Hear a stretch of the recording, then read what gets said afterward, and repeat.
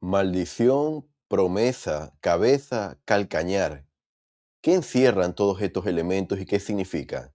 Mi nombre es Carlos Méndez y sean todos bienvenidos al Preludio. La obra más importante del mundo se está llevando a cabo ahora mismo como preludio esencial de la segunda venida del Señor. Sean todos bienvenidos, mis amigos, a un nuevo video de este canal El Preludio. Como siempre les digo, cuyo único objetivo es acelerar nuestra preparación individual y como familia para los eventos que precederán a la segunda venida. Y en esta ocasión quiero sumarme nuevamente a el programa del Ven Sígueme de este año, haciendo una pequeña aportación a la clase más recientemente vista con respecto a Génesis y Moisés. Y como la portada lo indica, mis amigos, quiero analizar con ustedes un interesantísimo análisis o pregunta que quiero compartir, que dice cómo se relaciona la promesa de Dios a Eva con David y Nefi.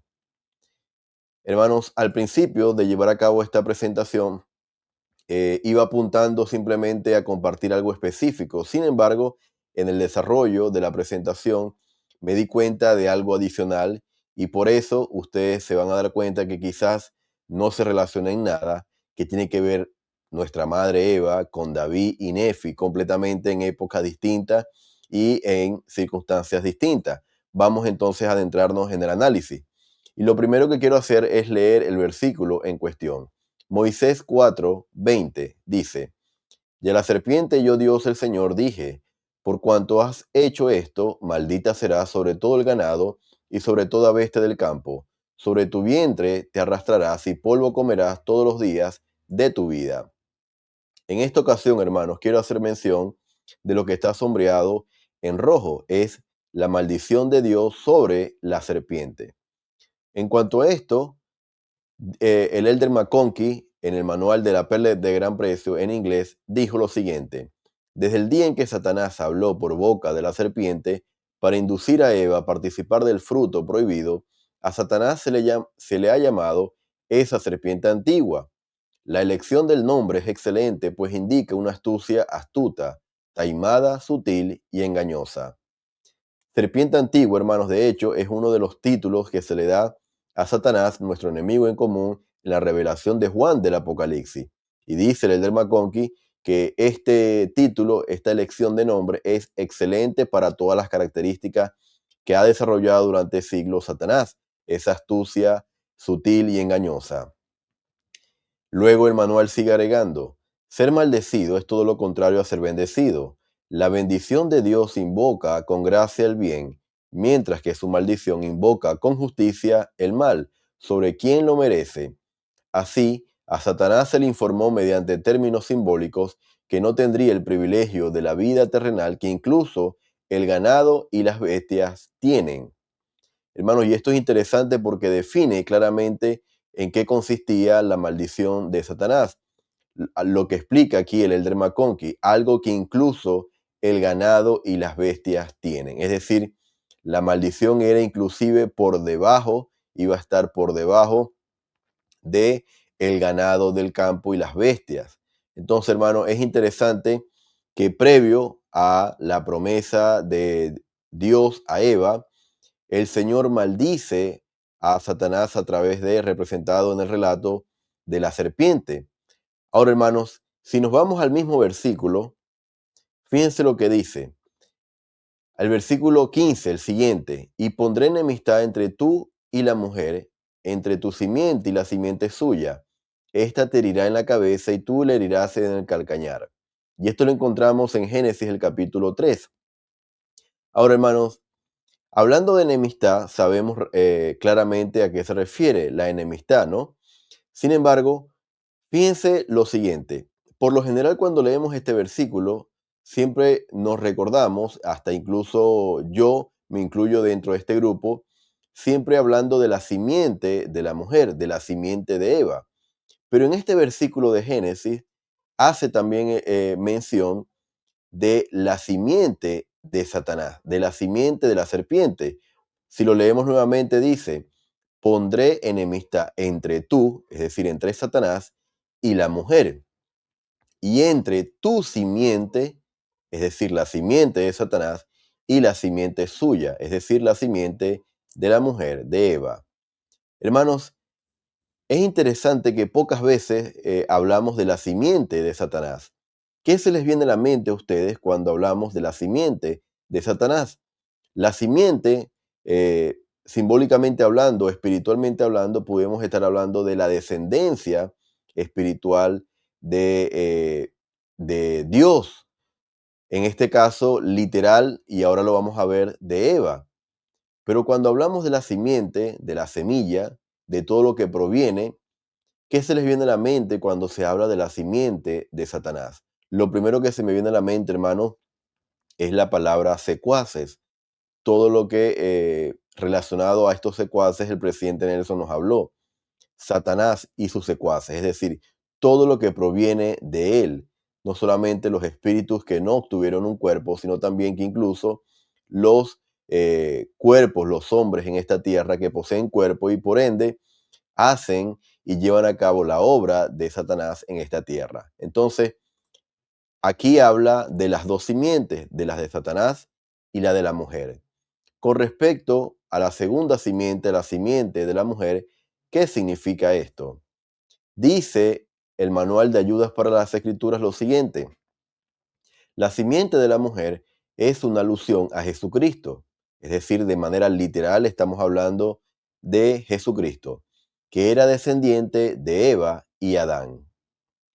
Y luego agrega, observemos, y esto lo encontramos, hermanos, lo que voy a leer a continuación es una cita interesantísima del manual Jesús el Cristo, del libro, en el capítulo 5, que dice: observemos que no se extendió la promesa al hombre en forma particular, ni a la pareja. El único caso en que una mujer ha concebido sin conocer varón en la carne fue el nacimiento de Jesús el Cristo, hijo terrenal de una madre mortal, engendrado por un Padre inmortal. Él es el unigénito del Padre eterno en la carne y nació de mujer. Entonces, hermanos, esta parte es interesantísima porque claramente, si volvemos a leer el versículo, la promesa de Dios, ¿verdad? Hablaba de la simiente suya, es decir, de la simiente de la mujer. Pero el Elder Talmash, en el libro Jesús el Cristo, dice, si se ponen a detallar este aspecto de manera precisa, la promesa, ¿verdad? No fue dado al hombre, es decir, no se le dijo la simiente de Adán, sino que se le dijo la simiente de Eva y tampoco se dijo que sería la simiente de Adán y Eva, es decir, no a Adán y no a la pareja en particular, sino a la mujer. Entonces, él agrega más adelante, el Elder Talmash, que fue el nacimiento de Jesús el único caso en donde una persona, un hombre ha nacido de una mujer mortal y de padre inmortal. Entonces, hermanos, este aspecto es sumamente interesante a la hora de poder comprender la promesa que Dios dio a Eva, no a la pareja, no a Adán particular, sino solamente a Eva. Entonces, hermanos, ahora, partiendo de este aspecto, fíjense lo siguiente. Leyendo el mismo versículo nos damos cuenta de otro aspecto. Y dice, hablando de la simiente de Eva, esta te herirá en la cabeza, le dice a la serpiente, y tú le herirás en el calcañar. Cabeza y calcañar. ¿Qué se refiere esto? El versículo. Fíjense lo que dice, ayudas para las escrituras. Dios declaró que Jesucristo heriría la cabeza de Satanás, mientras que éste solo podría herir el talón del Salvador. Esa declaración ilustra el poder que Jesucristo tiene sobre Satanás, a pesar de los intentos de éste de luchar contra el Salvador y su obra. Entonces, hermanos, cuando hablamos del calcañar, estamos hablando del talón de el hombre. En este aspecto particular, se está haciendo mención, hermanos, al poder que Jesucristo, es decir, la simiente de la mujer, iba a tener sobre Satanás. Por eso dice que él tendría el poder para herirle la cabeza. Ahora, dice el libro Jesús el Cristo, es significativo que por medio de la posteridad de la mujer se iba a realizar esta promesa de la victoria final sobre el pecado y su efecto inevitable, la muerte, ambos traídos al mundo a causa de Satanás, el enemigo mortal del género humano. Y aquí vemos otro elemento interesante de esta promesa, y era la victoria sobre la muerte tanto física como espiritual del Salvador Jesucristo, hermano, que estas dos muertes vinieron a este mundo a través de el enemigo mortal del género humano, Satanás. Ahora, hermanos, quiero centrarme nuevamente en la cita anterior. La declaración de te herirá en la cabeza, haciendo mención especial al poder que Jesucristo tiene sobre Satanás. Hermanos, cuando hablamos del poder de Jesucristo o de Jehová del Antiguo Testamento, como lo hemos mencionado y lo estamos analizando en este año del Ven Sígueme, también hace mención a esta escritura de Amós 3:7, porque no hará nada Jehová el Señor, sino hasta que revele su secreto a sus siervos los profetas. Y sea por mi propia voz o por la voz de mi siervo, es lo mismo. Entonces, hermanos, el poder de Jesucristo sobre Satanás también se demuestra a través de sus siervos, ya sea de sus humildes siervos o de incluso de sus siervos los profetas. Cuando leía esto, se me vinieron a la mente dos casos especiales y particulares con respecto al poder de Dios representado en sus siervos, hiriendo la cabeza de los enemigos de Jehová o del Señor. Y fíjense a lo que me refiero. Me refiero al caso de David contra Goliat y de Nefi contra Labán. En la parte izquierda vamos a leer primeramente 1 de Samuel 17:46 y dice, Jehová te entregará hoy en mis manos, dijo David, y yo te mataré y te cortaré la cabeza. Mientras tanto que en 1 Nefi 4:12 dice, Nefi, me dijo el Espíritu, mátalo, porque el Señor lo ha puesto en tus manos. En estos dos versículos, hermanos, vemos de dónde nace la decisión de quitarle la vida a través de cortarle la cabeza a Goliat y a Labán, de Nefi y de David. ¿De dónde nace? Bueno, en el Antiguo Testamento vemos que esto nace y esta instrucción viene de Jehová, mientras que Nefi dice, me dijo el Espíritu. Es decir, hermanos, hablamos de revelación, hablamos del designio divino. Esto vino por revelación a estos dos jóvenes. Luego, avanzando en el relato, nos encontramos que en el relato de David dice, tomando la espada de él, es decir, la espada de Goliat, la sacó de su vaina y lo mató, y le cortó con ella la cabeza. En el relato de Nefi leemos, cogiendo a Labán por los cabellos, le corté la cabeza con su propia espada. Hay un elemento interesante, hermanos, que representando el poder del Salvador, acá mismo, sobre Satanás y sobre sus secuaces o su simiente, vemos que ambos casos, David y Nefi, toman la espada del enemigo, es decir, la misma espada con la que ellos querían atacar, ¿verdad? Con la que ellos querían impedir que se desarrollara eh, la obra del Señor en la tierra, vemos que con esa misma espada el Señor instruye a estos dos jóvenes para que le quiten la cabeza. Ahora, hermanos, fíjense este aspecto interesante. Y cuando los filisteos vieron a su paladín muerto, huyeron. Y en el relato de Nefi leemos, es mejor que muera un hombre a dejar que una nación degenere y perezca en la incredulidad. Y en estos dos versículos, hermanos, encontramos el por qué el Señor mandó a David y a Nefi que le quitaran la cabeza a Goliat y a Labán. ¿Por qué? Si ya Goliat estaba vencido después de David haber usado su honda y sus piedras. ¿Y por qué si Labán estaba ebrio? podemos decir indefenso, no estaba consciente. ¿Por qué? Hermanos, las escrituras nos hablan del designio divino y del por qué era imprescindible que eso se llevara a cabo, porque el Señor así lo requería.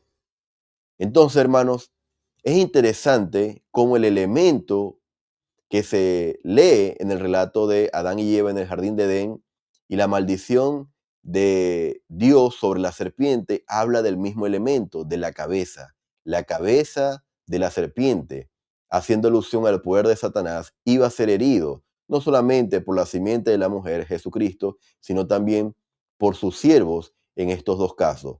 Estos dos hombres que impedían de alguna manera que la obra del Señor se llevara a cabo y avanzar en esta tierra. Ahora, hermanos, leyendo estos o recordando, porque desde el seminario muchos de ustedes quizás recordarán estas historias, me vino a la mente un misterio, algo que me hice una pregunta una vez en la misión y quizás nunca encontré la respuesta, pero hoy quiero compartirlo con ustedes para conocer su opinión al respecto.